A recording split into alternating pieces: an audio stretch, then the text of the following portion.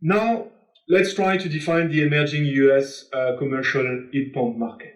We can find two types of jobs. Retrofit, that will be somewhat linked to and slowed by the life cycle of the existing stock of boilers and furnaces.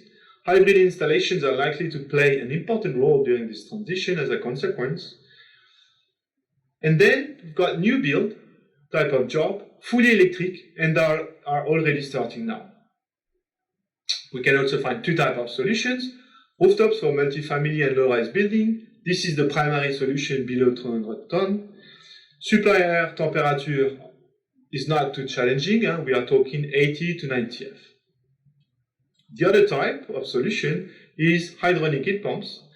On top of space heating, those may also cover domestic hot water needs, and we will find them in medium to high-rise buildings.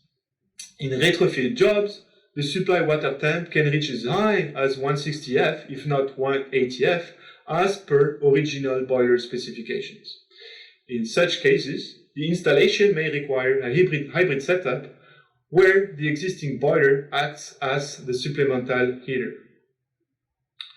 In new build, the temperature can vary from 100 to 140 F based on the architecture that was selected. It could be floor heating, fan coils, sets. Finally, VRF can also act as heat pumps, but they have been intentionally left out of this presentation.